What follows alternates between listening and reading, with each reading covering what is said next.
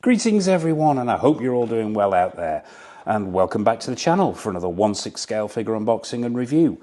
And today we're going to be taking a look at Big Chief Studios' take on Captain Scarlet from the Gerry Anderson TV show Captain Scarlet and the MYSTERONS.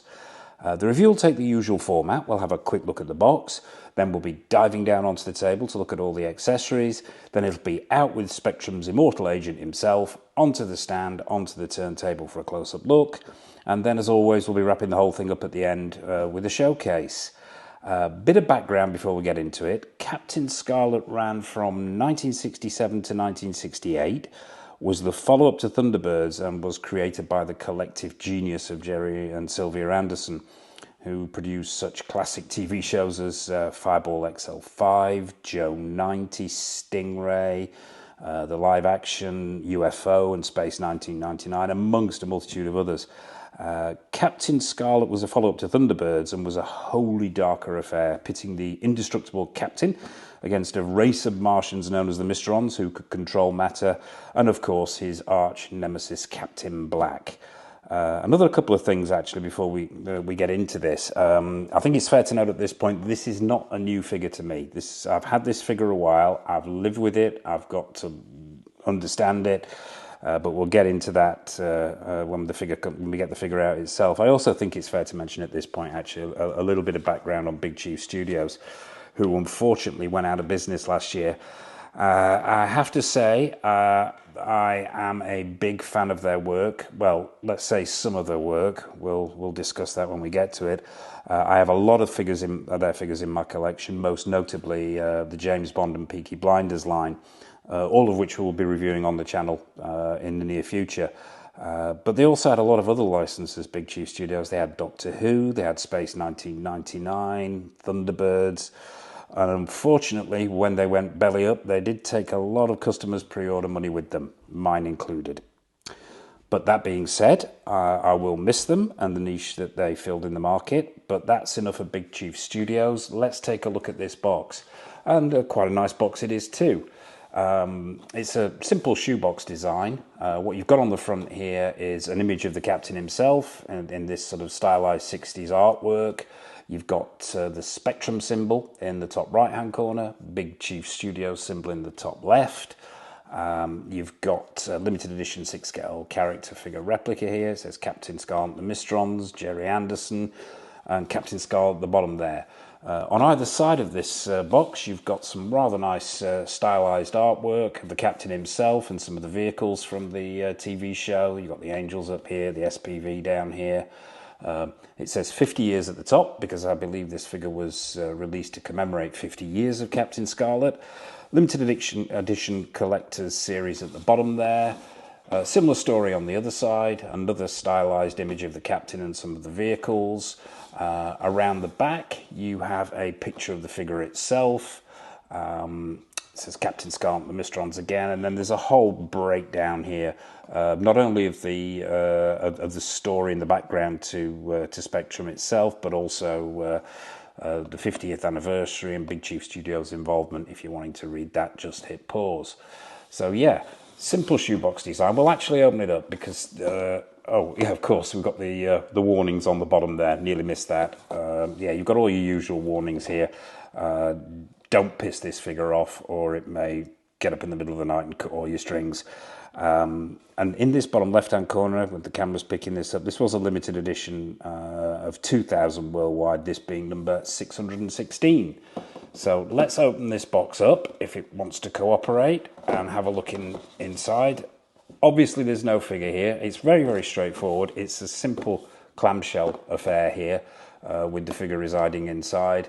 On the bottom, you've got the Spectrum logo. On the side here, you've got the specifications of the figure itself, everything it comes with, and the credits. And on the right-hand side here, a brief history of Captain Scarlet himself, from his date of birth in 2036 to where he went to school, So yeah, nice little touch there, and I think that Spectrum logo is continued on top and bottom. Yeah, so that's the box. Relatively straightforward, but very, very effective. I think it's captured that sort of that 60s aesthetic really, really well with the artwork that they've used. But yeah, that's the box. So without further ado, let's dive down onto the table and have a look at all the accessories that come with your Captain Scarlet figure. Okay, so here we are down on the table with all the accessories that come with your Captain Scarlet figure. Well, I say all, we are missing a couple, unfortunately. There were a small bag of 2 spare wrist pegs, which I have temporarily misplaced, and there was a small piece of plastic, which is actually used to move the eyes on the figure itself. It's sort of Big Chief Studios' take on Hot Toys purse system. Unfortunately, they have gone walkabout for the time being, but we will manage without them. Let's take a look at this stand first. Now, at the time, this was sort of a standard issue for Big Chief Studios. This sort of circular shape with this square section at the front. Let's have a look underneath first. What you've got here is Captain Scarlet. Once again, you've got some more credits and details at the bottom. You've got Big Chief Studios logo on the left, 50 years on the right. It's got 6 padded feet on the bottom, so good for glass cabinets and shelf display. Minimum of movement on there. Yeah, and there's a battery compartment here. Now, unscrew this, insert 3 AAA batteries, and there's a little switch here, a little on-off switch. And what you do is you flip that switch. I've got some batteries in it already. And what happens is absolutely nothing. Unless, oh, look, there you go. This is incredibly temperamental. There are a strip of LEDs that have gone out again down the bottom here. And they will keep coming on and going off throughout this entire section. What you do is you pop the nameplate in there, which is quite nice. It's sort of a hard acrylic with Captain Scarlet written on it and the Spectrum symbol in the top left, and you slot it in there, and when this thing works, it seems to be on now. Yeah, it seems to be on. I would dim the lights, but really it's not really worth it, to be honest with you, because the effect is nominal. It's the nature of this. They've used a white acrylic, and light simply does not want to pass through it, so what you get is a sort of a dim light effect around the bottom, yeah, when it does want to work. And this was a common problem with this particular figure, was the base. If you squeeze it, jiggle it, sometimes well, look, it came on. Sometimes it works, sometimes it doesn't. And this wasn't just a one-off to this particular figure that I've got. All the bases suffered with this. And it carried on into their James Bond line as well. Yeah, the lights simply come on whenever they feel like it, but it's not a feature I would use anyway because it's not that effective. But without the lights, it's fair to say that it's quite a nice base with that name plaque on the front, and this sort of scarlet coloured central piece. Comes with a standard issue crotch grabber, which simply slots in there, and that's your very, very temperamental base. And this thing doesn't fit very well; it jiggles around. So yeah, It got some QC issues, shall we say? This base straight out of the box, this stand. So we'll put the less than satisfactory base to one side. What else do you get with the figure? Let's take a look at this gun. Very, very simple. All one piece of sculpted plastic. It's got a white handle, silver painted trigger, silver painted body and barrel there, with this sort of clear plastic section down the middle. Nice paint applications. It's very, very simple, but his gun was exceptionally simple, so it's screen accurate, it's well sculpted and well painted. So yeah, that's the gun. Put that to one side.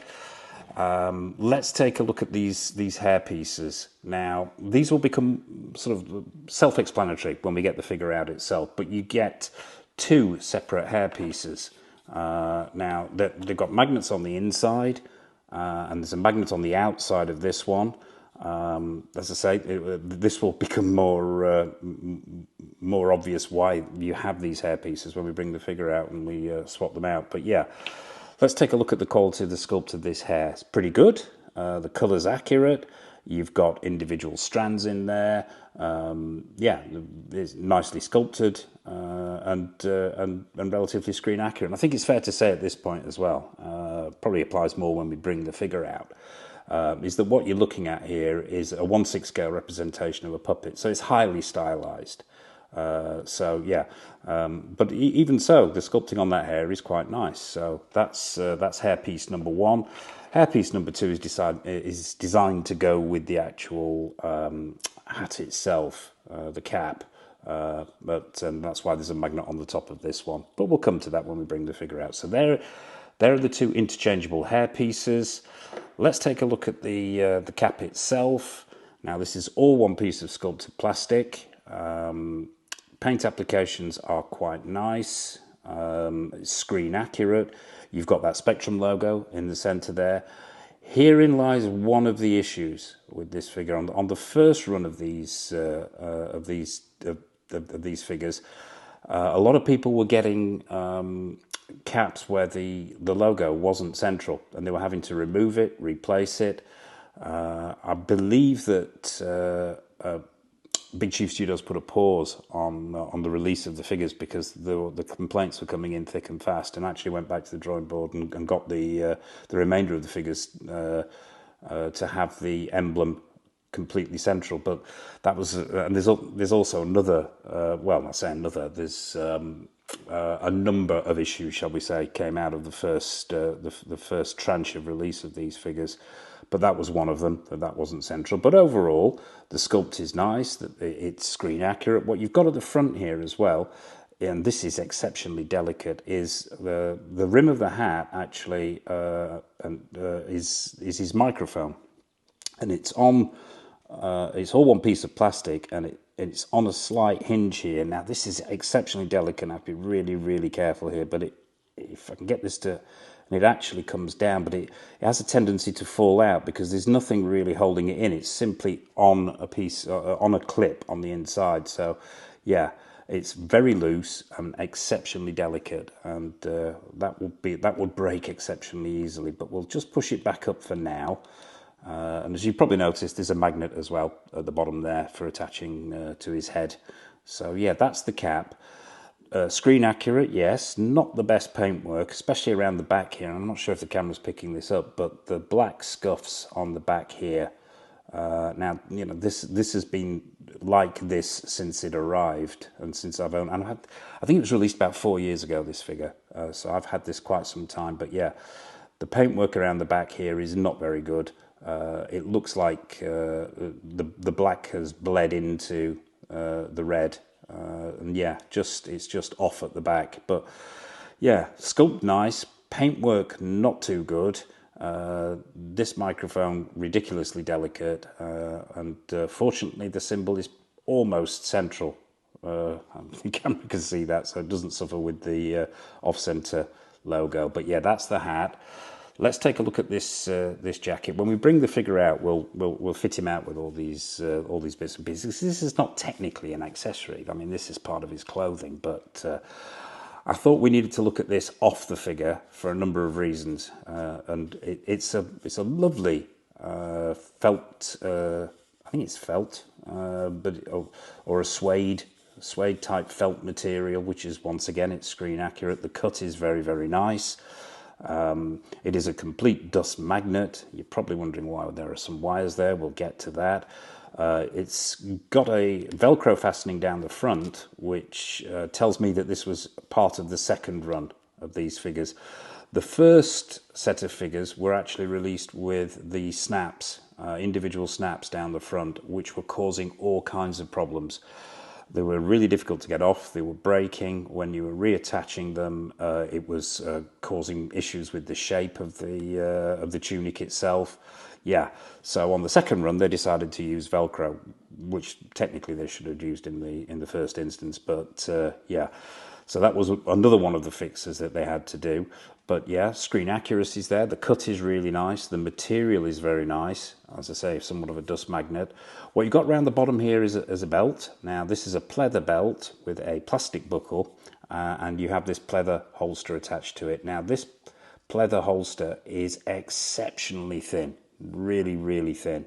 Yeah, as is the belt itself. And I am very surprised to see that this has actually stood the test of time without simply falling apart. One, because it's pleather, and two, because it's relatively old now. I mean, 4 years doesn't sound old, but it may not be old in the life of a figure, but it most certainly is old in the life of pleather. Yeah, pleather belt round the bottom. You've got these zip sections here, which are plastic and painted gold or brass. There's one at the top here. This zip doesn't function. Now inside, and this is where this gets interesting.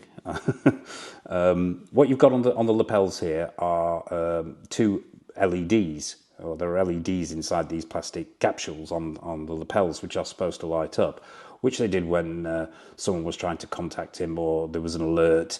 His lapels would flash. So what they've attempted to do is install a battery system to actually make that work. I'll say from the get-go, this has not worked. This has never worked since I first got this figure. It has never worked. I'll quickly go through how it's supposed to work. There's this pouch on the inside. I'll take it out. There's a small circuit board on the inside with a button cell battery inside it, and then there's this metal strip on the inside of the tunic. And the idea is that what you do is you push this this metal section, I believe, and what it does is it creates a pressure between the body of the figure and these connectors. If the camera's picking that up, these positive connectors on the battery, and what will happen is these lights will flash. No, they won't. It doesn't work, and it has never worked. There are so many flaws with this system. One, it's relying on the pressure of the body itself to make the contact there. Number two, they've overcooked it with the wires. There's way too much wire, so they've had to attach to the circuit board by tape the wire itself, which means that and they've covered the battery at this point, so getting this battery out involves getting something inside there to try and get that out, incredibly delicate, without damaging the circuit board, all to find out that the actual function itself doesn't work.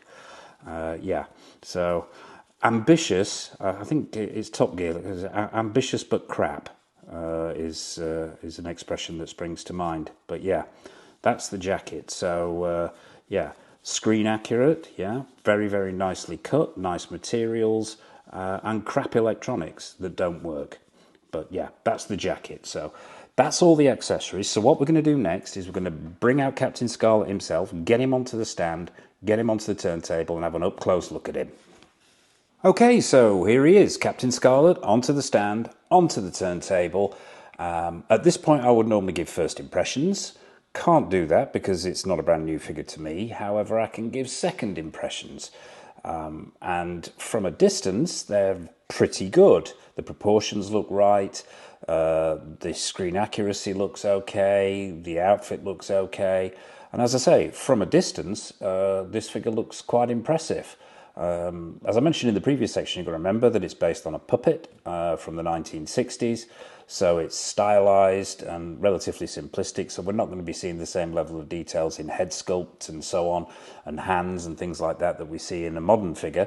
But that's in keeping with that 60s aesthetic and that Gerry Anderson supermarionation feel.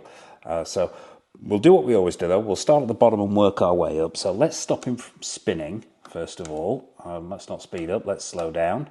That always helps. Let's get in front and centre. Let's remove this nameplate from the crap base so we can see what we're looking at. Let's bring him into shot a little bit more as well. And we'll start with these boots.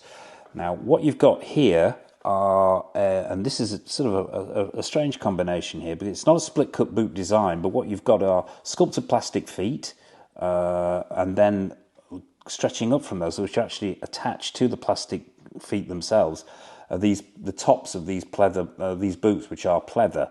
Now, Here is the first issue. I'm not sure whether we're shooting in 4K here, but I'm not sure whether the camera's picking this up. There is a slight disparity between the sculpted plastic of the boot, and there's no split cut boot design here, and then this pleather which has been attached to it. Slightly different shade of scarlet. The boot itself is slightly more vibrant. There's more of a pinky hue to this pleather boot itself, but the stitch work on the pleather is okay, if not brilliant. You can see there's some slight issues there on this one. They've got functioning zips on them, but I am not going to attempt to take these boots off on camera. They look screen accurate. The style is correct with this flap across the front, and that is that's actually a sort of a harder pleather, that strap across the front, going into softer pleather. But yeah, it's a slight mismatch in colour there. Then it moves up to the suit itself. The pants are a medium cotton. This deep blue, which is once again screen accurate. The cut's quite nice. The stitch work on there is pretty good, as I can see, and the hidden seams are good. Stitch work in the crotch area is good. I'm not going to take this tunic off again because I've put it back on for the purposes of this section. But you've got two separate clothing items here. It's not sort of an all-in-one. The pants are separate with the Velcro fastening, and then you've got this shirt on top.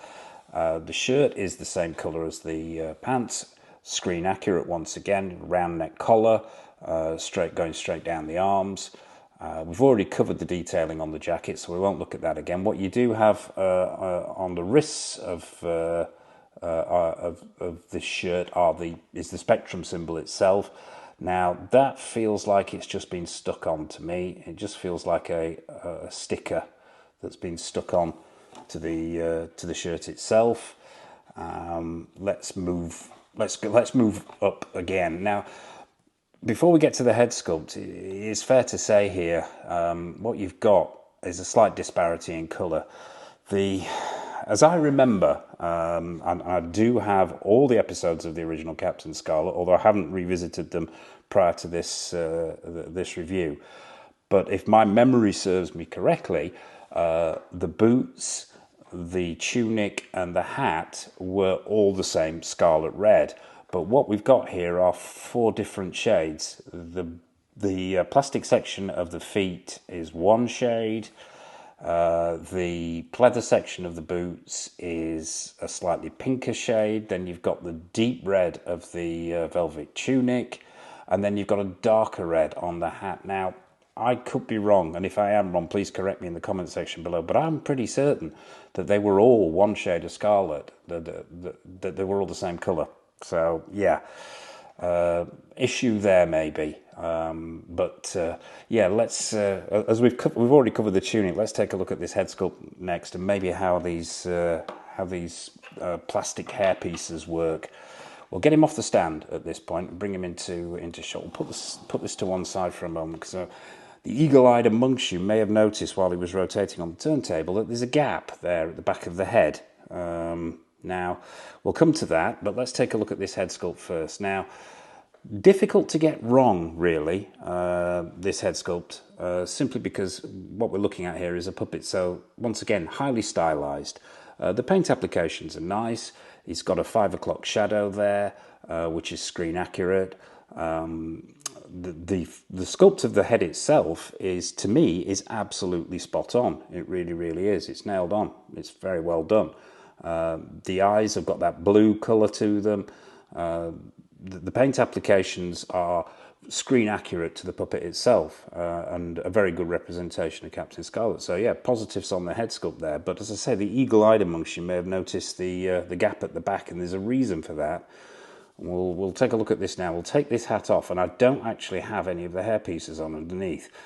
Herein lies another issue, and that's not this black marking here that you're seeing has actually come from the hairpiece itself and not from the hat. Now, this is the full hairpiece, so if you're wanting to display him without the cap on, you simply slot this on.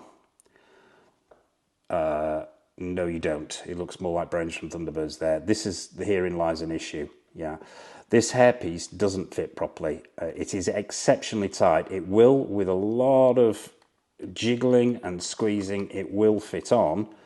And then what you are risking, obviously, is what you can see. And I'm going to have to put this down to take it off because it is so ridiculously tight. Yeah, you have to push it down so hard that if you leave that hairpiece on, which I did only for a short period, and the first time I took it off, I ended up with these black marks, obviously coming from the from paint work on the inside of the hair there. Yeah, way too tight, this piece. So it's not a display option, unfortunately, not for any length of time anyway. While we've got the hairpiece off, let's take a look around the back, and this is the reason why you could see that gap.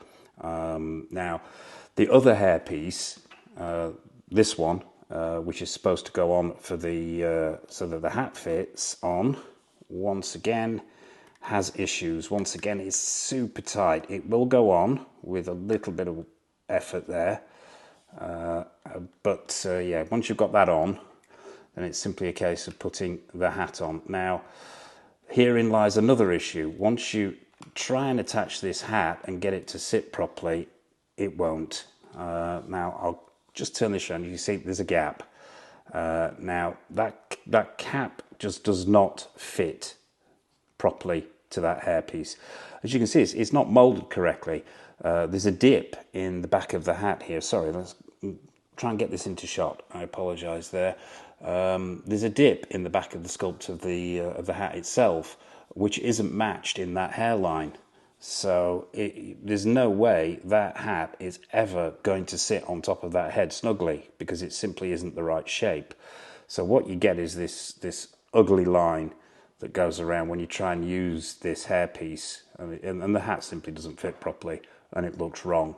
So we'll take that off, and that's the reason why when I had him on the turntable, that and this doesn't want to come off either because this is ridiculously tight. I will try and get it off. Yeah, there we go, off camera. So we're back to the Telly Savalas look.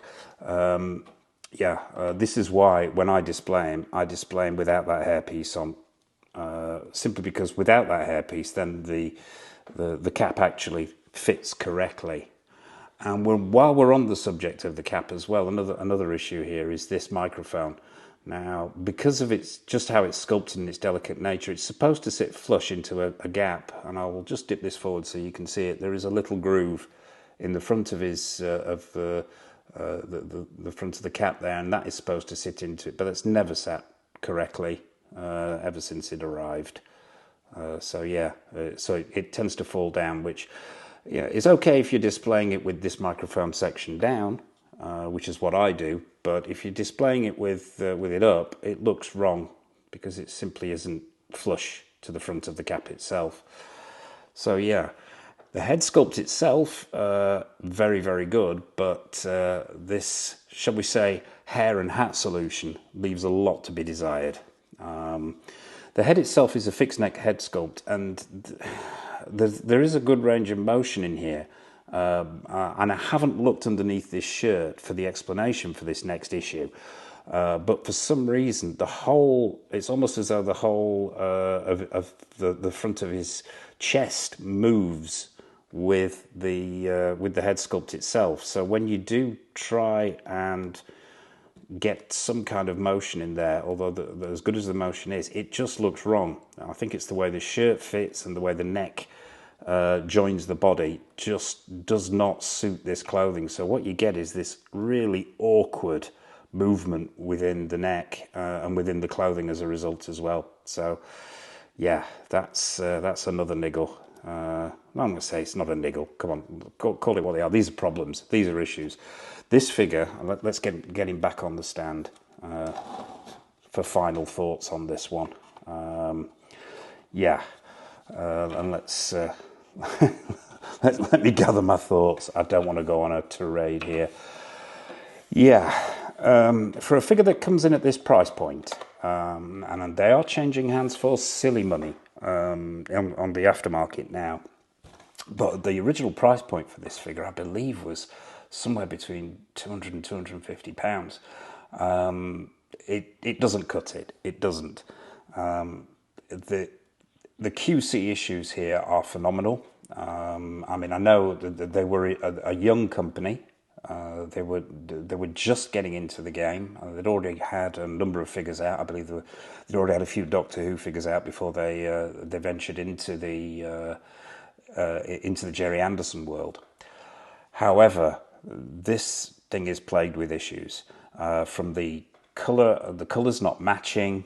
The body, we didn't even cover the body. Now, the body is slim, which is screen accurate, as I mentioned, and the articulation is okay. However, and people who collect 6-scale figures will know what I mean here.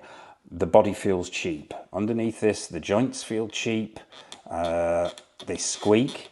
The microphone is picking this up. They've always squeaked badly. The body, although not janky and it's not loose, it just feels cheap underneath, and there's something seriously wrong with that neck. So yeah, you've got the colours that don't match, you've got problems with that neck, issues with these replacement hair pieces that don't fit, problems with this cap and the paint applications on there. Unfortunately, it just doesn't cut it at this price point. And I mentioned before, I've got the Peaky Blinders figures. I've got a lot of the James Bond figures, and it seemed as though Big Chief Studios QC issues did diminish over a period of time, but that still doesn't excuse this. We can't judge a company's future performance based on their future work. We've got to be subjective and judge what we're looking at here, I think. And what we're looking at here is pretty much a train wreck. It is. For the price point that this commands, and is commanded when it was initially released, and is still commanding now in the aftermarket, it's not acceptable. It isn't. For the price point, it isn't. The QC issues from the electronics, which are appalling, the stand which doesn't work, the colours that don't match, the sculpting of the hair pieces, which is all wrong. Yeah, a train wreck. Unfortunately, it's not the immortal Spectrum agent that we were expecting, which is a shame, really. But yeah. That about wraps it up for this one. What are your thoughts on this? I would be fascinated to find out. Do you own this figure? Have you got it in your collection? What are your thoughts? I'd be interested to hear. Maybe your thoughts on Big Chief as well. I know there's a lot of strong opinion out there after how the company closed down. So yeah, there you have it. That is Captain Scarlet. If you were to put a gun to my head and ask me for a score on this one, I'm gonna have to give it a 4 or a 5. Yeah, it's one of those figures that, as I say, if you view it from a distance, it looks fantastic, but once you get up close to it, you realise that it's all gone horribly wrong. But yeah, 4.5, maybe a 5 on a good day, which is a shame, really. It's a shame. I had the Captain Black figure on pre-order from Big Chief Studios before they went belly up, and part of me is glad that I never got it in hand, considering the issues that we're seeing here. But yeah, that about wraps it up for this review. Unfortunately, they're not always good ones, and this ain't one of those days. So yeah, all it remains for me to say is thank you for watching. I hope this review's been useful. What's coming up? We have a boatload more stuff coming up, as always. Briefly, we've got the Susu Toys, Comedian Ozymandias, and Rorschach. They're all coming in soon. We're venturing into Fishbones for the first time with their V for Vendetta figure and Michael Corleone. What else? Doctor Strange, Multiverse of Madness, Scarlet Witch. That's one on the horizon very, very soon. We're still waiting on the Prime 1 and Blitzway, Paul Atreides, quarter-scale statue. Looking forward to that. Present Toys, Anton Chigurh, loads of stuff. The In-Art Batman, literally loads and loads of stuff coming up. So if you haven't already, please hit that like button, hit that subscribe button, hit that bell notification icon. And to all those people who've already subscribed to the channel, a massive thank you for all your support. It really, really is greatly appreciated. So, yeah, from me, from the flawed Captain Scarlet, all it remains for me to say is take care of yourselves, happy collecting, and it's over to the showcase.